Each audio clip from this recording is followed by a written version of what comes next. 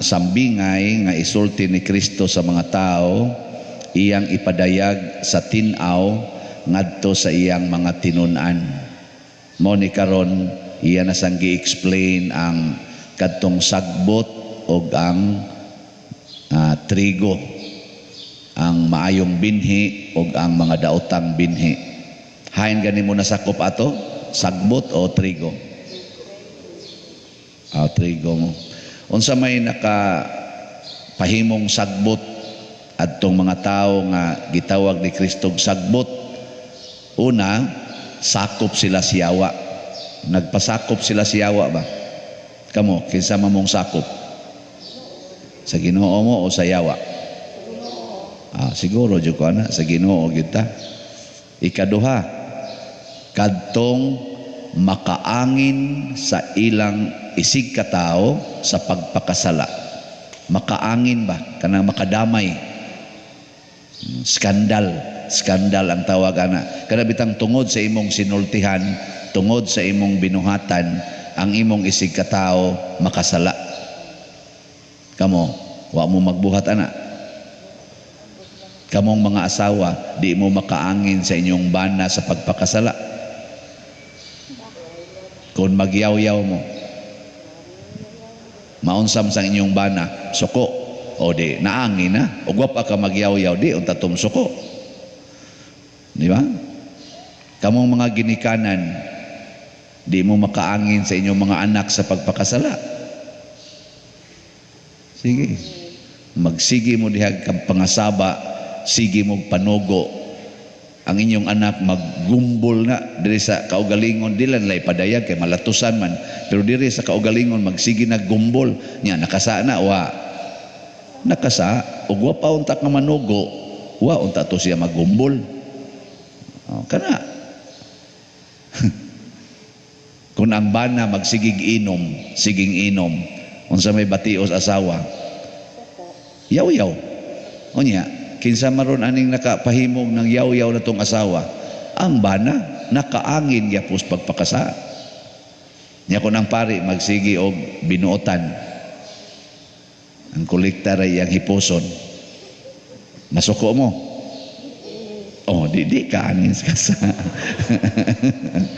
Nya kun ang pari sigig date sa youth leader, ang sawan, kita mo sa pari dito mag-holding hands sa youth leader nga, kisan-kisan pag yun, ana.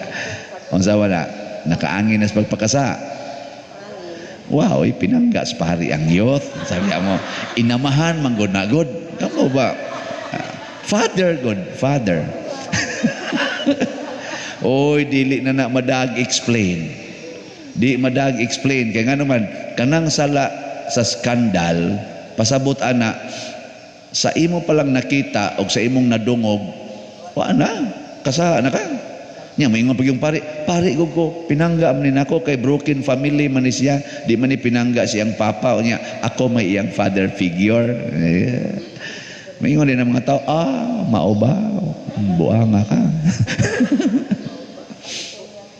Kung mangimbitar ka sa imong silingan sa paglinibakay, kay hisgutan ninyo si father nga nag-agbay ditong babae, sama na, sala na, dili. Susakop dahil mo siyawa. Adi pa dahil. Wa mo magbuhat ani.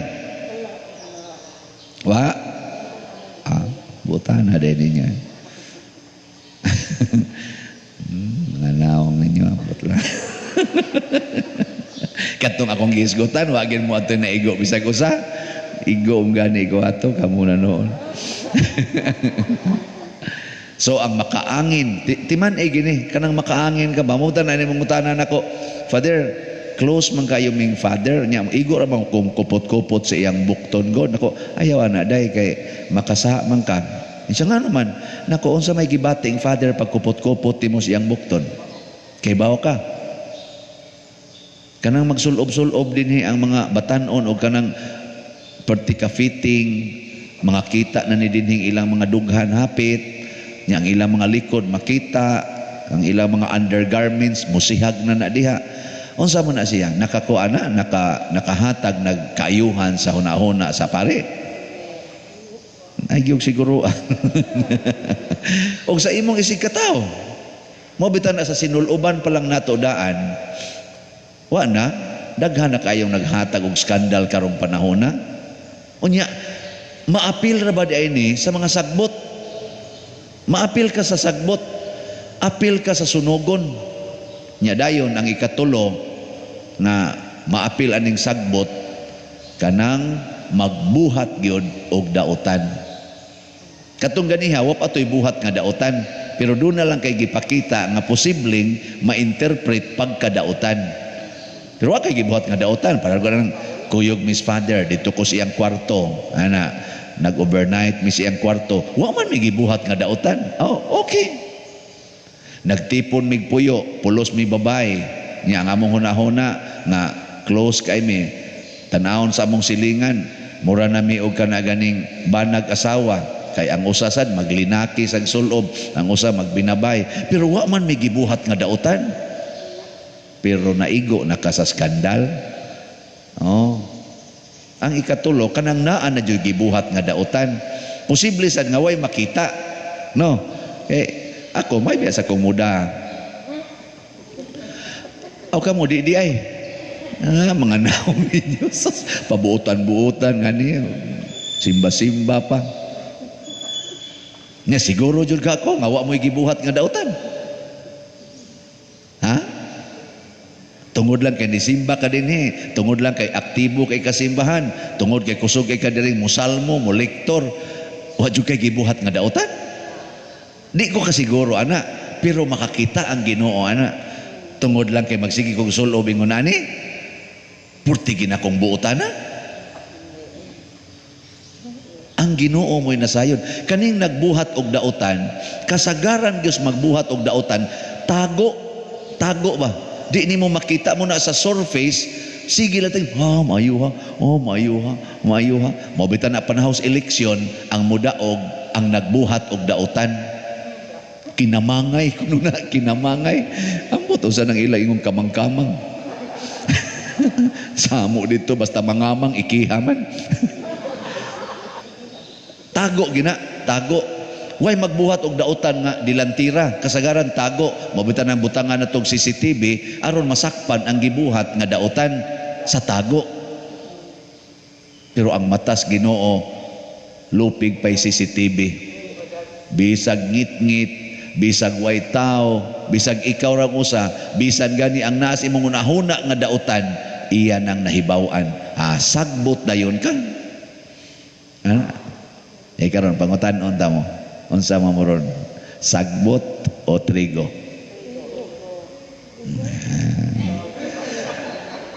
Sige, congratulations. Pwede na dahil mo pamatyon karon eh. Kaya swerte na maganda inyong buta na. Ma-insecure mo sa ninyo. Karon. Ay lang kunyo gilad-ilara. Sagbot mo. Sagbot sagko. Daghang higayon nga mahimot ang sagbot. Pero kinsa may mahimong trigo. Ang mga tao nga bisag sagbot pa sila apan kamaong muhapa sa tiilan sa Ginoo sama ni Moises og mangayog pasaylo. Muhapa og mangayog pasaylo og andam nga magbag-o sa kinabuhi. Mo nang ningon si Moises dinhi sa atong unang pagbasa, Ginoo ubani in taon kami. Kay kining mga tawhana purti katig-ag kasing-kasing. Mo nang siya'y muhapa dito sa sulod sa tulda. Kaya ang iyang gidaang mga tao purting tigaha. Ang kuya makakita na muna ko magsigi kog hapa diha ron. Hapa. Nganong nas Father naghapa naman na. Wa gi kolekta Lord, wa gi kolekta way donation. Hasta mga slots wa mahalin. Tiga kay ni kasing-kasing. Pero di jud ko kahapa diha kay nga naman buutan kay mustanan. Horot-horot na god og kapalit atong slots. Katulang atong gigastuhan katong nailulong namatay. Wa man to na ko giapil mga 40,000 man sadto. Ana nya na pagining duol ato diring daghan ana bisag unsa na lang bay pangayoon.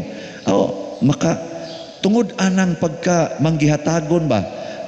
Mo bitan na moingon ang Ginoo kun magpaubos lang mo nya mo angkon mo wa gyud mo wa mo'y mahimo kun wa ko, inig supply nako sobra pa sa inyong panginahanglan. Musubra. Nya karon na dunay mamatay. Ni ana masay nanimba din mga patyo nun. Mo gasto sa tani usahay. Oh, mangayo ni oy. Ngayo yun. Pader, wag ika pa ospital na day iuli na lang na unsa may ingos doktor sa mao lagi pader kan tubuhan na lang diri iuli na lang sa nga naman mas may pang dili tubuhan ato na lang ang tabunan. Usaray gasto imong tubo-tubuhan mahal kay na oy kanang inig tubo dinhi ting mahal ana nya maura gyapon humagtubo. So tabon lang yapon. May pagkato na lang iuli nya atong hapyod-hapyoron hangtod siya mo hilom nya tabon dayon. Hindi ayaw sa dayon naasan mo'y mahimo himo asan tanan sa mo mutuom sa mo pare. Nga ako lang ba nga ayaw kay patuyang og gasto nya. Doolon man ta dinhi maobitan nang niabot na ng mga 9.8 million ang atong na gasto para aning mga butanga sod sa mga duha pa lang katuig tungod aning atong panginahanglan. Pero pagka manggihatago ninyo mao nang di jud ko kahapa-hapa dire. Ana siya wa man mo malipay sa to pa wa gid mo manghatag. Sila rin ang hatag kamo wa itay kamo dinhi kusog mo mohatag. Salamat kayo sa atong tubag sa Salmo niingon gid ta sa to ang Ginoo maayo og maluluyon. Matod pa niya sa unang pagbasa, dugay kay kung masuko unya kusog kay kumuhatag og pasaylo. Muna ang mga tinuod nga trigo mao kadtong mga tao nga moangkon nga sila sagbot apan kamaong mangayog pasaylo. Nabitay nang utanan ako pader, tagai ko nuko pader og kana gyung klaro nga guide nga malangit gyud ko.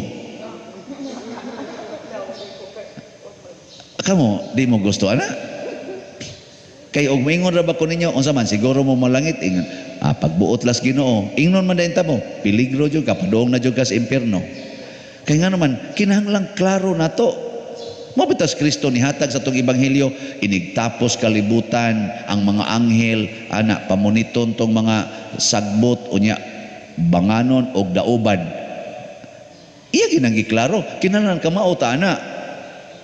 Unsay akong gihatag nga mao say gilamdag sa Espiritu Santo nako ang pinakaklaro nga ikaw malangit. Timan ginig maayo ha? Ready na mo? Ang pinakaklaro nga ikaw malangit. Una, kamao kang muangkon nga ikaw makasasala. Ikaduha, kamao kang mangayog pasaylo sa imong mga sala. Ikatulo, kamao kang mopasaylo sa imong isig katawo. Mahimo lang ni nimong tulo, langit yuga. Usbon ako ha? Angkon gyud nga ikaw makasala kay matod pang San Juan, ang taong moingong wa ko'y sala bakakon. Ana, ikaduha, pangayog pasaylo kay ang Ginoo maayo og maluluyon. Ikatulo, pasaylo ang imong isig katawo tanan yung nakasa nimo pasaylua kanang way limit matuman ginang giingon pasaylua kami sa among mga sala ingon nga kami nagpasaylo sa nakasala namo ana tumana na unsa pa may mahibili nimong sala kamatay nimo ditso kas langit muna ayaw kahadlok kun makasa ka ayaw kahadlok na kay sala kay uban gud niguko day pakumpisal ako pa din musimba ko pa din pakumpisal ako ngano man lagi dako ikog sa pa din sige unsa may imong sa nakapamalikas lagi ko pa din no sa may imong last confession gahapon pa din nakapamalikas ko nako mao gini imong bisyo siya nakuha di ka mo tuo nga diha sa misa kanang act of contrition kanang part sa misa makapapas nag venial sins wa di ka mo tuo ana